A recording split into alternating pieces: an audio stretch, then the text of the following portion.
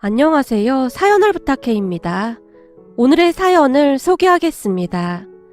그날은 제사가 있어서 휴가를 내고 시댁으로 갔습니다.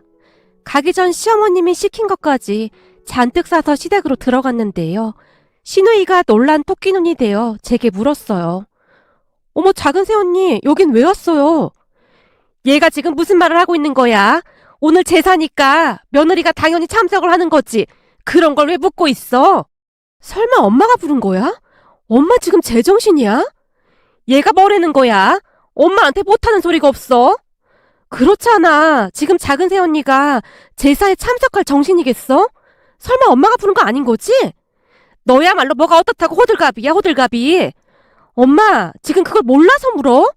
순간 시누이가 시어머니에게 빽 하고 소리를 질렀어요. 아니, 내가 뭘 어쨌다고 발끈하고 난리야? 제사에 며느리가 참석하는 게 당연한 거지. 안 그러니 큰애야? 그럼요. 결혼을 했으면 며느리 본분을 다해야 하는 게 맞는 거죠. 지금 당장 뭐 어떻게 되는 것도 아닌데 저도 아가씨가 너무 오버하는 것 같네요. 큰새 언니도 그러는 거 아니에요. 언니네 친정가족이 지금 그렇다고 생각하면 그렇게 태평하게 말할 수 있을 것 같아요? 아니, 우리가 뭘 어쨌다고 그러는 거예요? 가만 보면 아가씨는 항상 저만 못마땅하게 생각하는 것 같더라고요. 큰새 언니가 하는 행동이 그렇잖아요. 인정머리가 없어서 너무 없네요. 내가 이러니까 결혼하고 싶지가 않은 거예요. 엄마랑 큰새 언니 같은 사람들 만날까 봐서요. 시누이가 팔짱까지 낀 채 두 사람을 노려보고 있었는데요. 아가씨, 저는 괜찮아요. 그만하세요. 괜찮긴 뭐가 괜찮아요.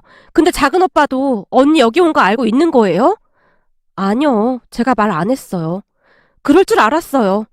말을 하던 시누이가 갑자기 남편에게 전화를 하기 시작했고 옆에서 보고 있던 시어머니가 놀란 채 시누이의 휴대폰을 빼앗으려고 안간힘을 쓰고 있었어요. 하지만 시누이가 그런 시어머니의 손을 뿌리친 채 남편에게 전화를 걸었고 잠시 후 남편이 득달같이 쫓아와서는 시어머니에게 불같이 화를 냈어요. 엄마, 지금 뭐 하는 거야? 내가 우리 집사람 절대 부르지 말라고 했지. 요즘 잠도 제대로 못 자는 사람을 왜 자꾸 힘들게 하는 거야? 그럼 제사 음식을 네 형수 혼자 다 하라는 거냐? 며느리가 둘인데 같이 해야 할 거 아니야. 지금 우리 집사람이 그럴 상황이야? 그리고 지수까지 휴가 내고 돕고 있는데 왜 굳이 우리 집사람까지 부르냔 말이야. 한 번만 더 그러면 나도 가만 안 있을 테니까 그런 줄 알아. 엄마 용돈 그거부터 다 끊어버릴 테니까 각오해.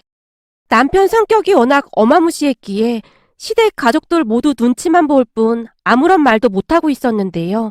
남편이 사업을 하고 있었기에 양가에 용돈을 많이 드리고 있었거든요. 시어머니는 그런 부분 때문에 항상 남편 눈치를 보곤 했는데요. 정작 남편에게 받은 돈은 아주버님 부부에게 다 주고 있다는 것을 모두가 알고 있었어요. 시어머니의 장남 사랑은 대단했거든요. 그랬기에 시어머니와 아주버님 부부는 남편 눈치는 많이 봤지만 제게는 함부로 하곤 했는데요. 사실 시어머니는 처음부터 저를 마음에 들어 하지 않았어요. 시어머니가 저를 마음에 들어 하지 않았던 이유가 참 황당하기만 한데요. 제게는 저와 똑같이 생긴 여동생이 한 명 있거든요. 그러니까 한마디로 여동생과 저는 한날 한시에 태어난 쌍둥이입니다. 첫 인사를 드리러 가던 날 쌍둥이라는 말을 듣자마자 시어머니가 놀라서 외쳤어요. 그럼 얼굴이 똑같이 생겼다 그 말인 거니? 맞아. 둘이 진짜 똑같이 생겼어. 처음에는 나도 헷갈렸다니까. 아니, 많고 많은 사람 중에서 왜 하필 쌍둥이랑 결혼을 한다는 건지. 그냥 평범한 게 제일 좋은 건데 쌍둥이가 뭐야, 쌍둥이가. 엄마, 무슨 그런 말이 있어. 쌍둥이가 뭐가 어때서. 놀란 시누이가 수습하기 위해 애쓰고 있었는데요. 아니, 아무래도 쌍둥이는 좀 그렇지. 딱히 어떠한 이유도 없이 시어머니는 제가 쌍둥이라는 이유만으로 탐탁지 않아 했습니다. 그랬기에 남편이 없을 때는 대놓고 제게 싫은 티를 내기도 했고요. 사실 그날도 제사를 지내러 오라던 시어머니에게 제가 못 간다고 말을 했었는데요. 얼마 전 제 동생이 암 수술을 받은 뒤라 충격이 이만저만이 아닌 상태였거든요. 제 동생이 암에 걸리고 얼마 뒤 만난 시어머니가 저를 구석으로 끌고 가더니 싫은 티를 내며 말했어요. 얘, 지금 네가 힘든 건 알겠지만 꼭 그렇게 울상을 하고 있어야겠니? 네 친정일로 괜시레 우리 집까지 우울하게 만들지 말고 인상 펴라. 그래서 내가 쌍둥이가 그렇게 마음에 안 든 거야. 옛날부터 보면 쌍둥이 하나는 먼저 세상을 뜬다는 말도 있거든. 그래도 쌍둥이 중 네가 아니어서 얼마나 다행이니. 그니까 좋게 좋게 생각해라. 시어머니가 토시 하나 틀리지 않고 그렇게 말을 했어요. 그 바람에 제가 그만 참지 못하고 버럭하고 말았는데요. 어머님, 진짜 너무하시는 거 아니에요? 어떻게 그런 말을 하실 수가 있어요? 어머님 자식이 아팠어도 그렇게 말씀하실 수 있을까요? 아니, 얘가 어디서 눈을 동그랗게 뜨고 대들어 대들긴. 아이고, 며느리한테 이런 대접이나 받고 내가 인생을 헛살았구나, 헛살았어. 네가 그동안 착한 척이란 척은 다 하면서 연기하고 있었구나. 시어머니가 갑자기 대성통곡을 하기 시작했고 놀란 가족들이 급히 뛰어왔는데요. 그러면 그럴수록 시어머니는 더욱 목소리를 높인 채 통곡을 했어요. 시어머니가 얼마나 야비했냐면 말이죠. 목소리만 크게 낼 뿐 눈물은 한 방울도 나오지 않고 있었고 실눈을 살짝 뜨고는 저를 노려보기까지 했습니다.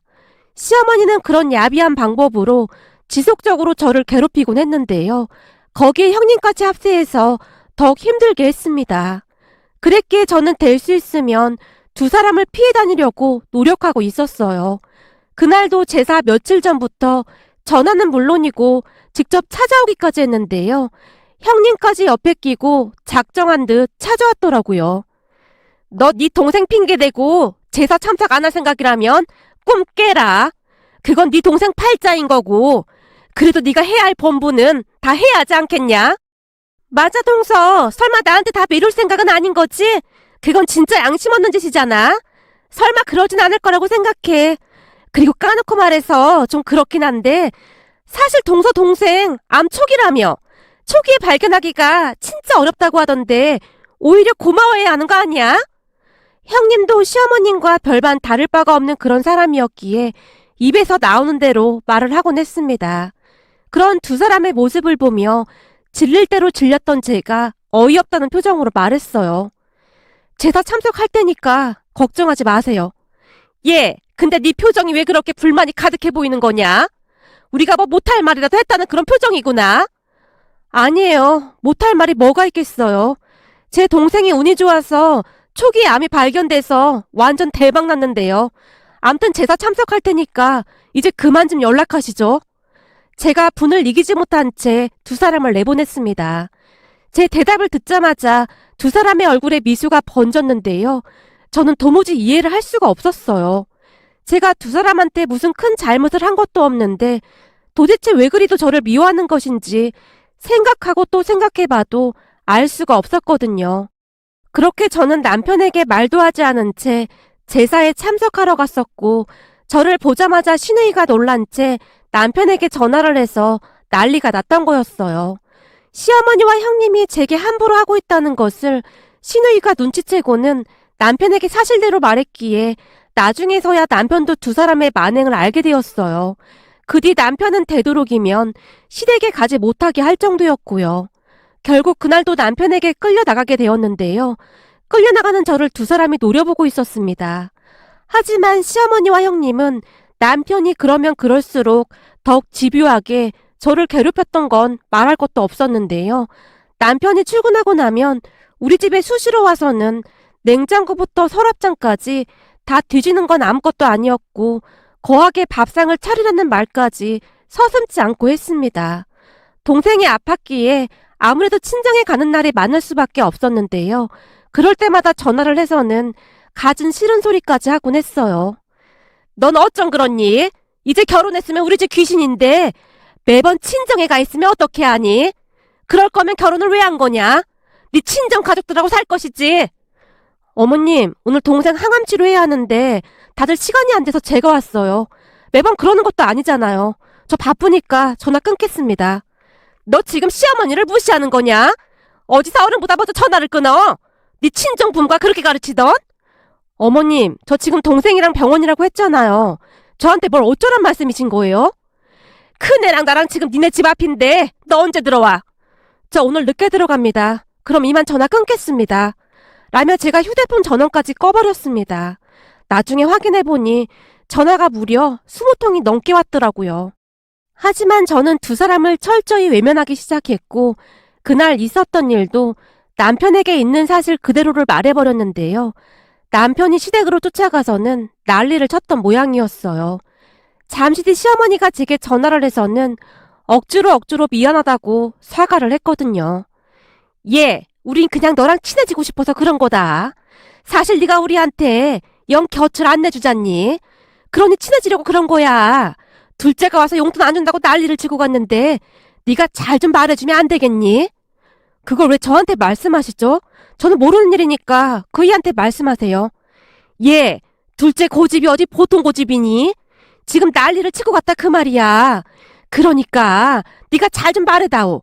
내가 이렇게 부탁하마. 그리고 다시는 너한테 연락 안 하마. 시어머님 목소리에서 다급함마저 느껴졌는데요. 한 번 한다면 하는 남편이었기에 아무래도 잔뜩 겁을 집어먹은 듯 해보였습니다.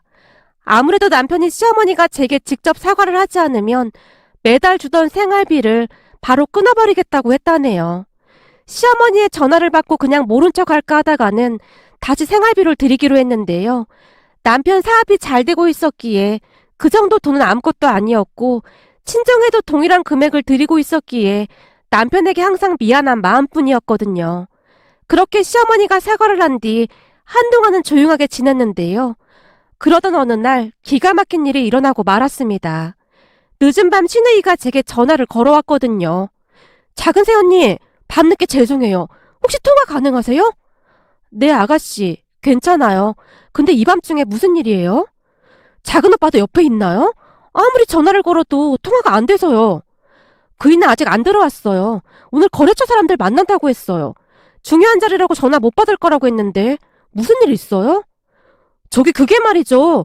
지금 콘오빠네 난리 났어요. 난리 나더니요. 그게 무슨 말이에요? 조금 전에 엄마한테 전화가 왔는데 글쎄 말이죠. 큰 새언니가 위암이래요. 네?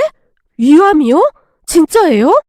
지금 이 상황에 이런 말해서 그렇긴 한데 이래서 사람은 입 조심해야 하나 봐요. 그때 언니 동생분 암이라고 했을 때 큰 새언니가 진짜 말 함부로 했잖아요. 큰 새언니 암이란 소리 듣자마자 그 생각부터 나더라고요. 암튼 엄마는 지금 울고불고 난리도 아니에요.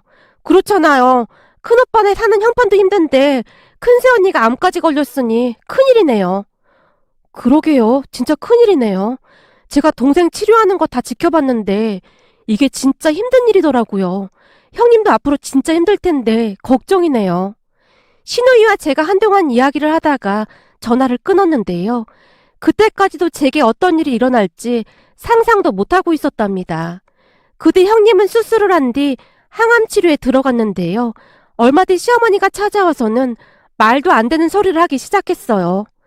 얘, 저기 말이다. 아무래도 네가 암 전문가 아니겠냐? 네? 암 전문가요? 제가 무슨 암 전문가예요? 아니지. 네 쌍둥이 동생 치료받는 동안 네가 열심히 병간호했잖니. 그러니 누구보다도 잘할 거 아니야. 그래서 말인데 이번에 큰애 병간호를 네가 좀 해줬으면 하는데 말이다. 큰애가 니네 집 근처로 이사를 하고 싶어 하는데 네가 좀 도와줄 수 있겠니? 네? 우리 집 근처로 이사를요? 어머님, 이사하는 건 괜찮은데 저는 형님 병간호 못 해드려요. 그게 말처럼 그렇게 쉬운 일이 아니에요. 저는 진짜 자신 없습니다. 아니 그게 뭐가 힘들다고 그런 말을 하는 거냐? 네 쌍둥이 동생한테 하듯이 그냥 그렇게 해주면 되는 거잖니? 저번에 보니까 음식도 직접 만들어서 갖다 주고 하더만 네 형님한테도 그렇게만 해주면 되잖니? 시어머니가 막무가내로 고집을 피워댔어요. 어머님, 아무리 그래도 그건 진짜 아닌 것 같아요. 사실 제 동생 병간호하는 것도 엄청 힘들었거든요. 그리고 저 지금 일 받아서 집에서 조금씩 일도 하고 있어요. 네가 일을 하긴 무슨 일을 해? 그동안 프리랜서로 조금씩 일하다가 동생 아픈 뒤로 못했었거든요. 동생도 조금씩 나아져서 슬슬 다시 일 시작했어요.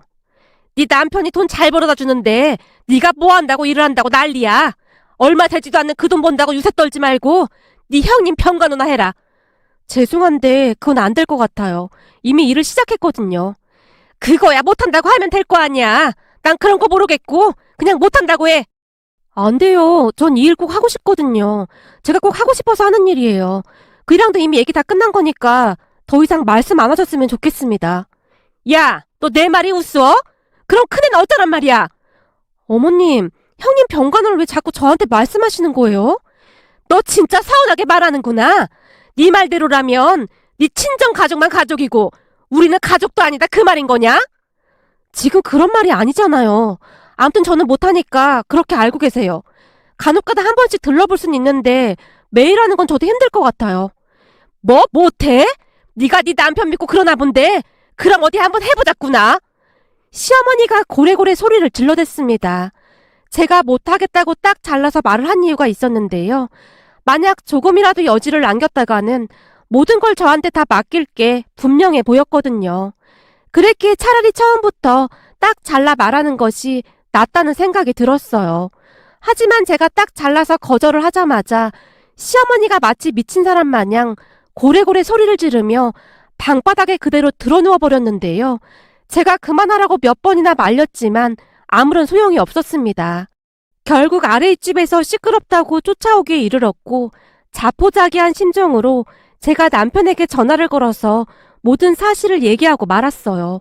아무리 말려도 말을 듣지 않는 시어머니를 도무지 감당할 수가 없었거든요. 잠시 후 남편이 혼비백산한 채 뛰어들어왔는데요. 남편이 현관문을 열고 들어올 때까지 시어머니가 방바닥에 누운 채 소리를 질러대고 있었어요. 엄마, 지금 뭐 하는 거야? 우리 둘째 아들 왔니? 얘, 내 말 좀 들어봐라. 글쎄 네 처가 말이다. 시어머니가 여전히 대자로 누운 채로 남편에게 말을 하기 시작했고 남편은 선 채로 시어머니를 내려다보고 있었어요. 너도 알다시피 네 형수가 지금 암에 걸렸잖니? 근데 네 처가 병간호를 못해주겠다고 하잖니? 아니 형수님 병간호를 왜 우리 집사람이 해줘야 하는 건데? 생각해봐라. 네 처가 암 전문가 아니냐. 그러니 해줘야 하는 게 당연한 거지. 근데 못해준다고 딱 잘라서 말을 하잖니? 저 못해 처먹은 것이 친정 식구만 가족이고 시댁 식구들은 그냥 남이라고 생각하고 있다는 거 아니겠냐? 어쩌면 저렇게 냉정할 수가 있어. 사람이라면 그렇게 못한다. 엄마랑 형수님이 그동안 우리 집사람한테 한 건 생각이 안 나나 봐. 우리 처제가 암 걸렸다고 했을 때 뭐라고 했어? 쌍둥이 중 한 명은 먼저 죽는다는 등 그까짓 암초기 가지고 유세를 떤다는 등 막말이란 막말은 다 해놓고 지금 병간호라는 말이 나와? 엄마랑 형수님이야말로 진짜 철면피 중에 철면피네. 사람들이 어떻게 그럴 수가 있어? 그건 답답하니까 그냥 한 말이지. 뭘 그런 걸 다 담아두고 있어. 그런 건 그냥 한 귀로 듣고 한 귀로 흘러버리면 되는 거지. 그걸 어떻게 한 귀로 듣고 한 귀로 흘러버려? 두 사람 다 진짜 양심도 없네. 아무튼 우리 집사람 앞으로 일도 해야 해서 형수님 병간호 못하니까 그런 줄 알아. 그럼 네 형수랑 형은 어떻게 해? 그걸 왜 우리한테 그러냐고. 정 안타까우면 엄마가 가서 해주면 되겠네. 뭐? 내가? 얘 말하는 것 좀 봐. 내가 병간호를 어떻게 하니? 그 병간호가 보통 힘든 일인 줄 알아? 근데 그걸 나한테 하란 말이야? 그럼 우리 집사람이 그 힘든 병간호를 왜 해야 하는 건데? 그리고 우리 집 근처로 이사와서 살림이랑 이것저것 다 우리 집사람한테 맡길 생각인가 본데 어림도 없는 소리 하지도 마. 남편이 그 어느 때보다 단호한 목소리로 말을 했는데요. 어머 냉정한 인간들. 니들이 그러고도 사람이냐? 니들 그러다 천벌받아 이것들아. 시어머니가 벌떡 일어나서는 제게 달려들었는데 남편이 그런 시어머니를 잡아서 겨우겨우 집 밖으로 내쫓아버렸습니다. 그대도 시어머니는 제게 수시로 전화를 했습니다. 하지만 저는 시어머니의 전화번호를 차단해버렸고요. 그러던 어느 날 신우이가 다급한 목소리로 남편에게 전화를 해왔어요. 작은 오빠 혹시 알고 있어? 뜬금없이 그게 무슨 말이야? 내가 오늘 살짝 엿들었는데 큰오빠네 말이야. 다음 달에 작은 오빠네 집 옆동으로 이사 간대. 엄마랑 큰오빠가 하는 얘기 들어보니 그냥 무작정 이사 가면 어쩔 수 없을 거라고 하더라고. 뭐? 그게 정말이야? 그렇다니까. 내가 분명히 들었어. 내가 보기엔 작은 새언니한테 다 떠맡길 생각인 것 같아. 사람들이 진짜 양심이 없어서 너무 없네. 가만히 듣고 있는데 정남이가 뚝 떨어질 정도였다니까. 큰 새언니네 친정 식구들도 있는데 도대체 왜 그러는 거야? 알았다. 얘기해줘서 고마워. 그건 우리가 알아서 할게. 라며 남편이 신우이에게 고맙다는 말을 하고는 전화를 끊었어요. 그리고 다음날 남편은 바로 부동산에 가서 집을 전세로 내놓고 와서는 제게 신신당부를 했어요. 앞으로 절대 우리 엄마 전화 받지도 말고 당신은 그냥 모른 척하고 있어. 전세를 무지 싸게 내놔서 아마도 금방 빠질 거야. 집 빠지면 우린 바로 이사 갈 거니까 그런 줄 알고 있어. 뭐? 이사를 간다고? 이렇게 갑자기? 그럼 이대로 가만히 있어? 형이랑 형수님 여기로 이사 오면 당신을 종마냥 부려먹고도 남을 사람들이야. 더하면 더했지 절대 덜하지 않을 거야. 그러니까 마주치지 않는 게 상책이야. 그래도 형님이 아프다고 해서 조금 마음에 걸리긴 해. 처제 아프다고 했을 때 형수님이 뭐라고 했어? 그까짓 암초기 가지고 뭘 그러냐고 했잖아. 난 그때 이미 정이 뚝 떨어졌어. 진짜 가족만 아니었으면 얼굴 안 보고 살고 싶더라고. 남편의 말에 울컥하고 말았는데요. 그동안 동생 때문에 마음고생을 많이 한 걸 알고 있었기에 남편이 더 그러지 않았을까 싶었거든요. 그렇게 얼마 뒤 정말이지 순식간에 집이 나갔고 우리는 친정 근처로 이사를 했습니다. 남편 회사가 친정과 가깝기도 했고 착한 남편이 동생 잘 챙기라며 다시 한번 배려를 해줬거든요. 하지만 우리가 이사했다는 걸 꿈에도 모르고 있던 형님 부부가 이사를 했던 모양인데요. 며칠 후 우리가 이사했다는 것을 알게 된 아주버님과 형님 그리고 시어머니까지 난리가 난 채 남편에게 연락을 했던 것 같았어요. 남편이 전화를 받자마자 귀가 아플 정도로 소리를 질렀다네요. 이라고도 니들이 인간이야? 어쩜 사람의 탈을 쓰고 이럴 수가 있냐? 피를 나는 형제끼리 어쩌면 이럴 수가 있어? 그러게 이사하지 말라고 했잖아. 그리고 형수님 병원비 쪽으로 형한테 돈 보내놨으니까 앞으로 우리 찾지 마. 나도 이제 지긋지긋하니까. 그동안 집에 그 정도 했으면 나도 할 만큼 한 거 아니야? 사실 형은 엄마 아버지가 다 알아서 해줬는데 난 대학도 내가 벌어서 다니느라 졸업도 한참 걸렸잖아. 그 뒤에도 나한테는 관심도 없었고 그리고 결혼할 때도 형한테만 돈 보태줬잖아. 그런데도 난 엄마 아버지 생활비 매달 보냈어. 나도 이 정도면 할 만큼 했다고 생각해. 이제부터는 생활비 못 보내니까 그런 줄 알아. 뭐? 생활비를 못 보낸다니? 그럼 어쩌라는 말이야? 어쩌긴 뭘 어째. 엄마 아버지도 돈 벌어야지. 우리 장인 장모님은 지금도 열심히 돈 벌고 계셔. 그니까 엄마 아버지도 돈 벌어야지. 언제까지 나한테 손만 벌리고 살 거야? 얼마 전에 장인 장모님이 나한테 통장 하나를 주시더라. 그게 무슨 통장인 줄 알아? 그동안 내가 생활비 쪽으로 보내준 거 고스란히 다 모아서 주신 거야.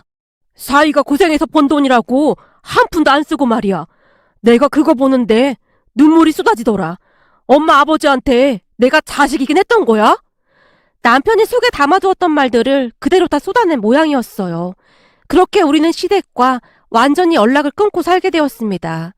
한 몇 달간은 시어머니가 남편 회사에 몇 번이나 쫓아왔지만 남편이 눈 하나 깜빡하지 않자 나중에는 포기를 한 모양인지 잠잠해지더라고요.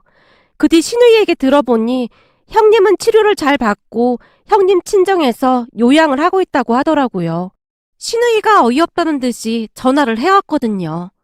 아니 큰 새언니네 친정에 있는데 왜 작은 새언니를 그렇게 들들 볶았는지 모르겠네요. 작은 오빠가 딱 잘라버린 건 잘한 거예요. 안 그랬음 얼마나 힘들게 있겠어요? 그렇게 잘해줄 때 고마운 줄 알았으면 얼마나 좋았을까 싶네요. 도대체 우리 엄마가 왜 그러는지 모르겠어요. 라는 말을 했거든요. 형님 친정 가족들이 버젓이 있었음에도 왜 저를 못 부려먹어서 안달이 났던 것인지 저는 지금도 이해가 되질 않습니다. 암튼 그 뒤 시어머니가 다른 사람 전화로 우리 부부에게 몇 번이나 연락을 해왔지만 우리는 아예 연락을 끊고 살고 있습니다. 그동안 남편도 워낙 마음고생을 많이 했던지라 별 미련도 없어 보였어요. 친정 가족들만이 남편을 안쓰럽게 생각하며 챙기고 있는데요. 얼마 전에는 제 동생이 시간 나는 대로 틈틈이 뜨개질로 목도리를 직접 짜서 남편에게 선물을 해줬어요. 그냥 사서 주는 것도 좋겠지만 정성이 담긴 선물을 하고 싶었다고 하더라고요. 그런데 동생에게 선물을 받은 남편이 목도리를 두르고는 눈물까지 글썽이며 아이처럼 좋아했답니다. 앞으로는 남편이 맘 편히 살아가길 간절히 바라봅니다. 오늘의 사연은 여기까지였습니다. 즐겁게 보셨다면 구독, 좋아요 부탁드립니다. 고맙습니다.